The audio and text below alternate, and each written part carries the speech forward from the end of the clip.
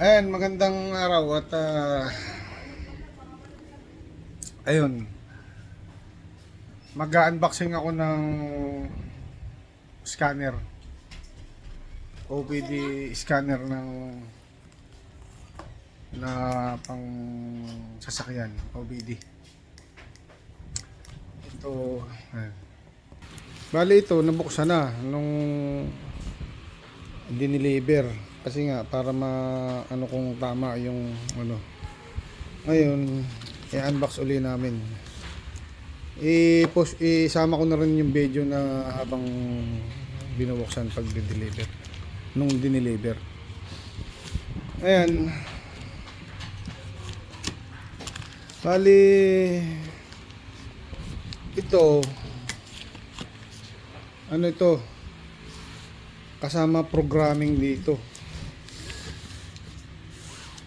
Key programming at saka ECU ata. Ito, bali ito hindi sa akin ito. Pinabili lang nung kasama ko ng katropa ko sa abroad. Para pagbalik ko, dadaling ko. Gagamitin niya roon. Ngayon, ako, bali meron akong dati ng scanner. Ano, ang tatak niya Autel. Pero yun, ano lang, scanning lang yun, hindi, walang programming. Ito, may programming ito. Ang tatak nito ay launch. Yan. Launch. Ayan, yan ang tatak. Bali, yung una kong para may idea rin yung mga bagong yung mga bibili ng ano. Kasi sa akin subok ko na itong lunch na ito.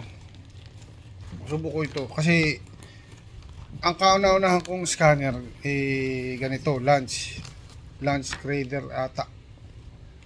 Hindi ko na ganong lunch grader. Ano, matagal na. Tagal ko ng ano. Ngayon, binenta ko sa may-ari nito ngayon. Binenta ko sa kanya noon. Tapos bumili ako ng Autel. Yung Autel ginamit ko sa abroad yun. Then nung ako'y malipat ng company, hindi ko na magagamit. Inuwi ko, binigay ko rin sa utol ko. Pinagamit ko. Kaya itong dalawang brand na to, Autel at saka ayan, Autel at saka Lance, subuko na maayos gamitin. Yun, ito na yung unit.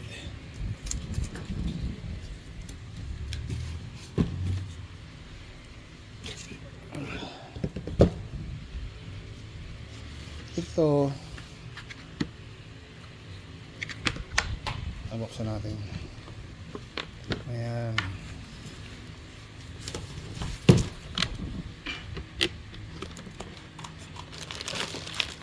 Ito yung manual.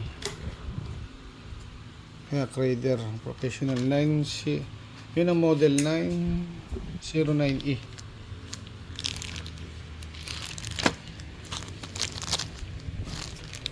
Ang alam ko rito kasama ang programming, key programming at saka ECU. Ang mga kasama niya ay charger, tapos yan, connector, adapter, OBD, yan, cable, tapos charger, and power supply. Ito charger to ito charger to, tapos power supply, cable, tsaka itong adapter. At ito ay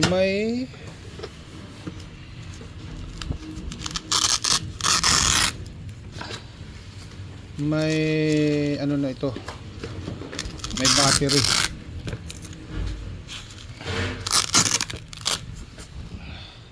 Bali ito, yung may-ari mismo nito ang nag-suggest sa akin na i-unbox ko. Ngayon sabi niya testingin ko raw.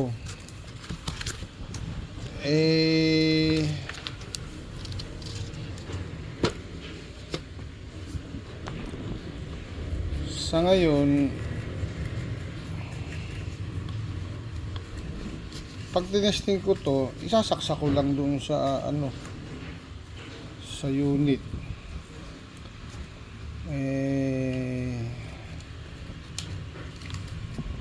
Wala namang mababasang trouble dahil wala namang problema yung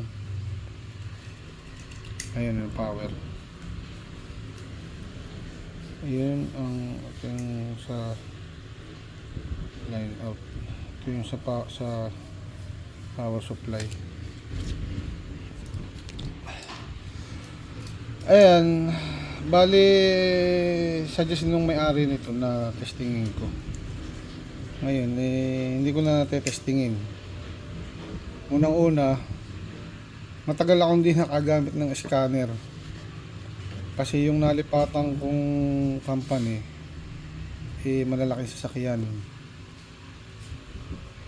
Ngayon, hindi ko na nagamit nga yung scanner. Ay yung may-ari nito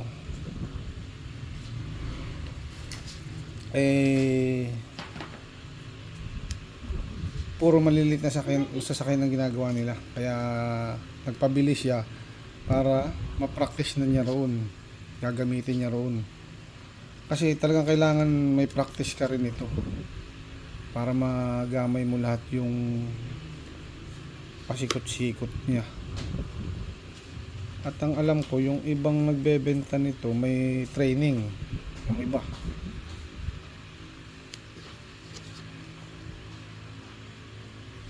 hindi ko na siya ipo-format. Ano lang ang ipo-format mo. Nag-power naman siya. Ayan.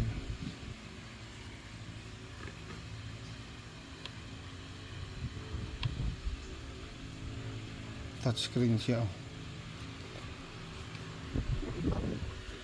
Ito, subok ko na itong brand na ito tsaka Autel.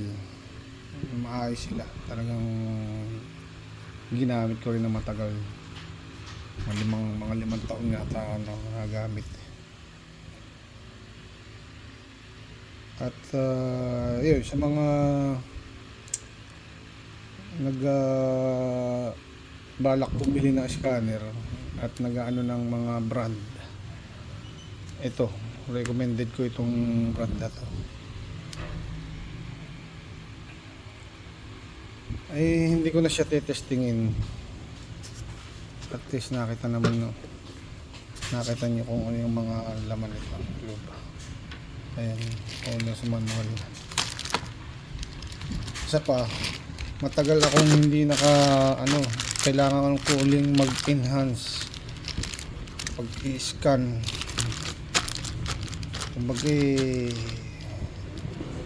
hindi ko na, medyo limot ko na rin. Kaya kailangan ko rin mag-enhance. Lalo na ito. Kasi yung sa akin hindi ganito, walang programming. Yung luma kong scanner. Bala kong ibenta at bibili ako ng ganito yung may programming. Ayun, talagang kailangan na pinapractice to para mo kasi gaya ng bigay akong halimbawa, yung scanner ko nung ginamit ko yun, may na-encounter ako na ang sabi dun sa code, sa trouble code, malfunction ang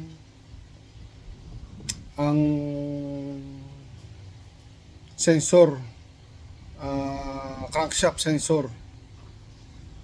Ngayon, huwag kang basta magpapalit ng crankshaft sensor. Ang pinaka the best na para sa akin, pinaka the best testerin mo muna yung sensor kung ang may diferensya ay yung sensor. Pero nung yung sa experience ko, sabi niya malfunction na crankshaft sensor. Pero hindi sira yung sensor. Ang problema, wala sa timing yung crankshaft at saka yung mga timing belt, wala sa ano. Kasi gaya nun, hindi sasabihin ng scanner na wala sa timing. Hindi ganun lang sasabihin niya. Ang sinabi niya, malfunction crankshaft sensor. Hindi niya sasabihin na wala sa timing yung ano, off timing yung ano mo. Kaya pag magi-scan, sa aking experience, pag magi-scan ka, i-analyze mo siya. Hindi yung basta ka na lang magpapalit ng ano ba, mga sensor, oxygen sensor, mga ganun. Hindi basta ganun. Una-una, pag-aralan mo yung kahit paano magkakaroon ng tester. At yung yung impedance nung mga sensor. Ngayon madali namang ano i-research sa Google lang ano mo na may reference ka. Sa ngayon madaling mag ano. Kumbaga yun nga. Huwag ka basta magpapalit ng sensor. Ano mo muna kung sira nga ba yung sensor. I-research mo muna. Kasi nga rin sa na-experience ko, yung sinasabi niya, malfunction crankshaft sensor. Pero, hindi naman sira yung sensor. Ang problema, wala sa timing. Ayun, nung itiniming ko siya, nawala na yung trouble codes. Tapos umandar na yung makina. Bali, ang nagawa ko nun ni Pajero na Mavic na engine. Tapos, may nagpagawa nung magbakasyon minsan ako. May nagpatingin na sasakyan. Ay, awan ko ba kung ako nagtaka doon sa nag-scan. In-scan niya. Ay 2 beses pina-scan nung may-ari. Ang binayad niya 1,000 plus ata kada scan. 2 beses pina-scan. Ngayon, tinuturo niya yung map sensor. Nagtaka naman ako doon sa nag-scan. Hindi niya sinuggest na palitan yung map sensor. Basta lang in-scan at binigay yung resulta sa black and white. Yun na, wala nang ano. Ay ngayon, pinatingnan sa akin. Yung time naman na yun, nalimutan ko dalhin yung aking scanner.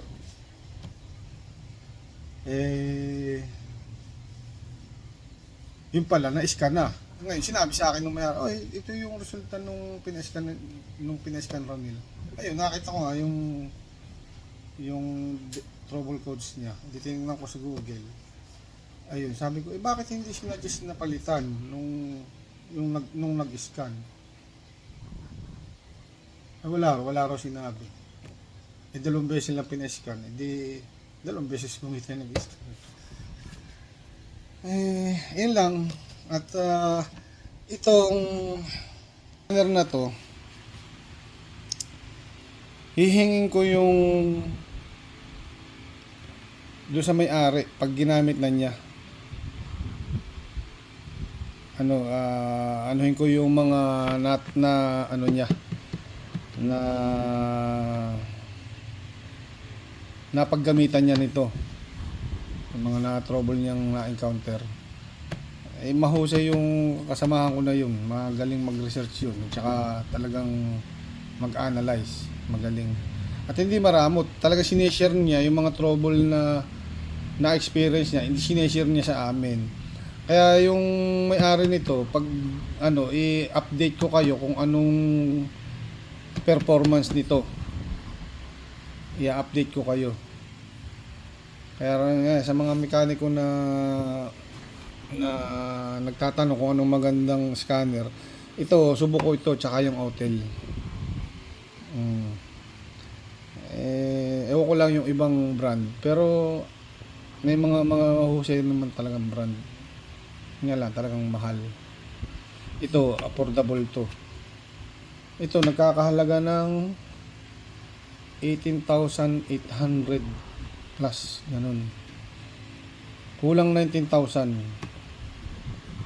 Ang pagkakalam ko rito, programming ng key at saka ng ECU ang pwede mong i-program dito. Ayun lang, at update ko kayo sa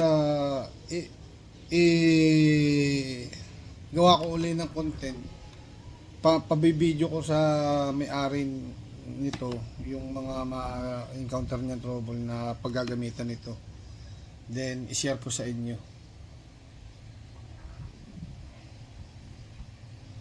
Yun lang, at abangan nyo yung susunod kong video tungkol dito sa scanner na ito, OBD scanner. Ayan, lunch. Ayan, maganda pati kahon mo. Ang kahon niya matigas yung plastic. Yung ding Autel na binili ko, may kahon din yung matigas ang plastic. Talagang maayos, may quality. Ayun, at ayun lang, at magandang araw sa inyo lahat. Antayin nyo lang yung aking susunod na video tungkol sa scanner na ito. Maraming salamat.